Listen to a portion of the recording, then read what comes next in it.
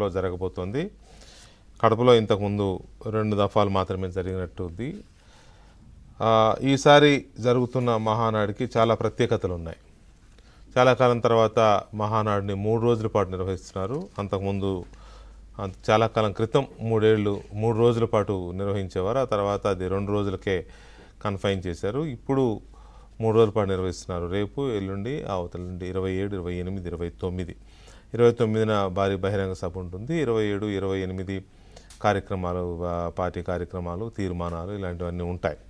సరే, ఇదంతా ఒక ఎత్తు అయితే ఈసారి మహానాడులో కొన్ని కీలకమైన నిర్ణయాలు, కీలకమైన తీర్మానాలు, పార్టీ భవిష్యత్తుకు సంబంధించి, సమీప భవిష్యత్తులో మళ్ళీ పార్టీని ఎవరు ఎలాంటి ఎదురు దెబ్బలు లేకుండా, అధికారానికి దూరం కాకుండా ఎలా పార్టీని ముందుకు నడిపించాలి, అలాగే పార్టీని, ప్రభుత్వాన్ని ఎలా సింక్ చేయాలి, పరిపాలనలో పార్టీని ఎలా భాగస్వామ్యం చేయాలి, అండ్ ఎన్డీఏ ప్రభుత్వం కాబట్టి ఉన్నది, మిగతా పార్టీలతో ఎలాంటి సత్సంబంధాలని నడపాలి, ఆ పార్టీలతో ఎలాంటి సంబంధాలను కొనసాగించాలి అనేది ఒక అంశం. ఇట్లాంటి కీలకమైన అంశాలను బేస్ చేసుకుని రేపు ప్రారంభం కాబోతున్న ఈ మహానాడులో ఒక ఆసక్తికరమైన అంశం ఏంటంటే, పార్టీ యువనేత, జాతీయ ప్రధాన కార్యదర్శిగా ఉన్న నారా లోకేష్ వర్కింగ్ ప్రెసిడెంట్గా ప్రకటించబోతోంది పార్టీ నాయకత్వం అనేది ఒక లేటెస్ట్ అప్డేట్. మహానాడుకున్న ఆనవాయితీ ప్రకారం మహానాడుకు ముందు అన్ని జిల్లాల్లో, తర్వాత అన్ని విభాగాల్లో, ఇతర రాష్ట్రాల్లో, ఇతర దేశాల్లో కూడా ఆయా పార్టీల శాఖలు మినీ మహానాడులు నిర్వహిస్తాయి. ఈ మినీ మహానాడులో ప్రతి చోట కూడా ఒక చర్చ జరిగింది. పార్టీకి ఒక సపరేట్ నాయకత్వం ఉండాలి. ఎందుకు అనంటే, చంద్రబాబు నాయుడు అంతకుముందు ఆయన ముఖ్యమంత్రిగా, పార్టీ అధ్యక్షుడిగా సమర్థవంతంగా నిర్వహించేవారు. 2014లో నవ్యాంధ్రప్రదేశ్ ముఖ్యమంత్రి అయిన తర్వాత చాలా సవాళ్లు ఎదుర్కొన్న పరిస్థితి.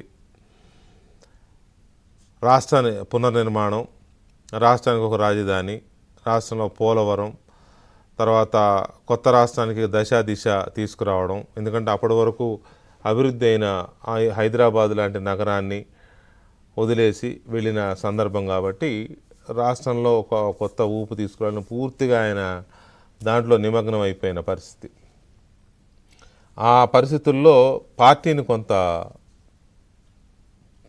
ఫోకస్ తగ్గింది పార్టీ మీద అనేది ఆ తర్వాత జరిగిన 2019లో 23 సీట్లకే పరిమితమైన తర్వాత జరిగిన ఒక రివ్యూస్లో వచ్చిన సారం అది. మనం పార్టీ మీద ఫోకస్ తగ్గించాం, కార్యకర్తల్ని మనం సరిగ్గా చూసుకోలేకపోయాం, కార్యకర్తలకి అవసరమైన సందర్భాల్లో, వాళ్ళకి ఇబ్బందులు వచ్చిన సందర్భాల్లో కార్యకర్తలను మనం హక్కును చేర్చుకోలేకపోయామని పార్టీ చాలా సందర్భాల్లో సమీక్షించుకున్నట్టుగా మనకి చెప్తారు. సో ఇప్పుడు పార్టీకి సంబంధించి పూర్తి బాధ్యతలు చంద్రబాబు నాయుడు పెద్ద దిక్కుగా ఉన్నా కూడా రోజువారీ లేకపోతే పార్టీకి సంబంధించిన కార్యకర్తలకు సంబంధించి కానీ, లేకపోతే ఇతర కార్యక్రమాలు కానీ లోకేషే స్వయంగా నిర్వహించేలాగా ఆయనని వర్కింగ్ ప్రెసిడెంట్గా, అంటే కార్యనిర్వాహక అధ్యక్షుడిగా చేయాలి అనేది ఒక ప్రపోజల్ మినీ మహానాడుల ద్వారా పార్టీ శ్రేణులు, ద్వితీయ శ్రేణి నాయకులు పెద్ద ఎత్తున ప్రపోజ్ చేస్తున్నారు అనేది ఒక అంశం. ఓకే, అది ప్రపోజ్ చేయిస్తున్నారా ఈ సహజం. రాజకీయ పార్టీల్లో ఒక ఆలోచనని కింది స్థాయి నుంచి ఎలాగా మ్యానిపులేట్ చేయాలి, ఎలాగా దాన్ని మ్యానుఫ్యాక్చర్ చేయాలి అనేది ఉంటుంది. అది ఒక వ్యూహం. ఆ వ్యూహ ప్రకారమే అది కింద ఎక్కడో స్టార్ట్ అయిన అభిప్రాయం పైదాకా అలా వచ్చేస్తుంది. అదే చివరికి పార్టీ నిర్ణయంగా వచ్చి పార్టీ పొలిట్ బ్యూరో, పార్టీ అధ్యక్షుడు వీళ్ళందరూ కలిసి మరి కార్యకర్తలందరూ కోరుకుంటున్నారు కాబట్టి మనం డెసిషన్ తీసుకోవాలనేది జరుగుతుంది. ఇది ఏ పార్టీలో జరిగేది, ప్రాంతీయ పార్టీల్లో మస్ట్గా జరిగేది. ఇది ప్రాంతీయ పార్టీలాగే జరుగుతుంది. పైగా చంద్రబాబు నాయుడు మోడస్ ఆపరెండి కానీ, చంద్రబాబు నాయుడు ఆయన తీసుకునే నిర్ణయాలు కానీ చాలా పకడ్బందీగా, డెమోక్రటిక్గా చేసుకుంటూ వెళ్తారు. అది మొనోపలిక్ డెసిషనే అయినా కూడా ప్రజాస్వామ్య పద్ధతిలో జరిగే విధంగా చేస్తారు. అందరిలో చర్చించే విధంగా చేసి అందరి చేత ఓకే అనిపించిన తర్వాతనే అది ఒక నిర్ణయంగా అమలులోకి వస్తుంది. అది తెలుగుదేశం పార్టీలో ఒక ఆనవాయితీగా చంద్రబాబు నాయుడు అమలు చేసే ఒక విధానంగా మనం చాలా కాలంగా అబ్జర్వ్ చేస్తే తెలుస్తుంది తెలుగుదేశం పార్టీలో. సో ఎందుకు ఇప్పుడు లోకేష్ని ఇది చేస్తారు అని అంటే చాలా సందర్భాలు కనపడుతున్నాయి మనకి. ఇప్పుడు ఆంధ్రప్రదేశ్లో ఎన్డీఏ గవర్నమెంట్ అమల్లో ఉంది. బీజేపీ జనసేనలతో కలిసిన ఒక ప్రభుత్వం ముందుకు సాగుతోంది. రాష్ట్రానికి సంబంధించిన చాలా అంశాలు చాలా ఫోకస్డ్గా చాలా కాన్సన్ట్రేషన్తో చంద్రబాబు నాయుడు చేయాల్సి వస్తుంది. అది అమరావతి రాజధాని నిర్మాణం కావచ్చు, పోలవరం కావచ్చు, సంక్షేమ పథకాలు కావచ్చు, లేకపోతే చాలా ఒకటి కాదు చాలా రకాల పరిపాలనాపరమైన అంశాలను ఆయన ముందుకు తీసుకెళ్లాల్సిన సందర్భం ఉంది. వీటి కోసం ఆయన పదే పదే ఢిల్లీ కూడా వెళ్లాల్సి వస్తుంది. ఎందుకంటే ఎన్డీఏ భాగస్వామి కాబట్టి ఒకటి రాష్ట్రంలో తీసుకునే నిర్ణయాలని అక్కడ ఎన్డీఏ భాగస్వామిగా ఉన్న బీజేపీ నాయకత్వానికి అప్డేట్ చేయడము, తర్వాత ఎన్డీఏ భాగస్వామి కాబట్టి కేంద్ర ప్రభుత్వం తీసుకునే నిర్ణయాలకు సంబంధించి కూడా ఎన్డీఏ భాగస్వామి పక్షాలన్నీ కూడా మీటింగ్ పెట్టి వాళ్ళు వివరిస్తారు కాబట్టి ఆ మీటింగ్లకు కూడా వెళ్ళాల్సిన సందర్భం. ఒకవేళ ఆయన వెళ్ళలేని పక్షంలో ఉప ముఖ్యమంత్రిగా ఉన్న పవన్ కళ్యాణ్ వెళ్తున్నారు. ఇది మనం అబ్జర్వ్ చేస్తూనే ఉన్నాం. సో ఓవరాల్గా ఇలాంటి ఒక బర్డెన్ చంద్రబాబు నాయుడు గారి పైన పడుతోంది. దాని తగ్గట్టుగా కొంత ఏజ్ ఫ్యాక్టర్ కూడా మనం చూస్తున్నాం. సో ఈ బర్డెన్ని కొంత ఇంకొకరికి అప్పగించాల్సిన తరుణం ఆసన్నమైందనేది గత కొంతకాలంగా చర్చ జరుగుతోంది. సో ఇది నారా లోకేష్కి ఈ బాధ్యతలు తీసుకోవాల్సిన పరిస్థితి కూడా ఆసన్నమైందనేది మనం చెప్పకనే చెప్పొచ్చు క్లియర్గానే. ఎందుకంటే ఇది రైట్ టైం కూడా. లోకేష్ పార్టీ పగ్గాలు టేకప్ చేయాల్సిన రైట్ టైం కూడా ఇదే. ఇప్పుడు చేస్తే ఆయనకు పార్టీ మీద పూర్తి గ్రిప్ వస్తుంది. పార్టీ నాయకులు కార్యకర్తలు ఇప్పటికే అందరితోనూ పరిచయాలు కానీ పార్టీ మీద ఒక పూర్తి అవగాహన కానీ వచ్చింది ఆయనకి. యువగళం పాదయాత్రతో ఆయన మరింత రాటు తేలారు. ఆ రాటు తేలిన తర్వాత ఇప్పుడు తీసుకుంటే ఎలా ఉంటుంది అనేది ఒక చర్చ ఉంది. సో లోకేష్కి వర్కింగ్ ప్రెసిడెంట్ ఇస్తే ఎలాంటి మార్పులు వస్తాయి పార్టీలో ఎందుకంటే ఎన్టీ రామారావు పార్టీ పెట్టినప్పుడు చంద్రబాబు నాయుడు పూర్తి స్థాయిలో బాధ్యతలు స్వీకరించే నాటికి ఒక రకమైన ఇది నడిచింది. పార్టీ డిసిప్లిన్ ఎక్కడా మారలేదు, కానీ పార్టీ సంస్థాగతంగా నిర్మాణపరంగా కొన్ని మార్పులు చోటు చేసుకున్నాయి, విప్లవాత్మకమైన మార్పులు చోటు చేసుకున్నాయి, ఆధునీకరించబడింది పార్టీ.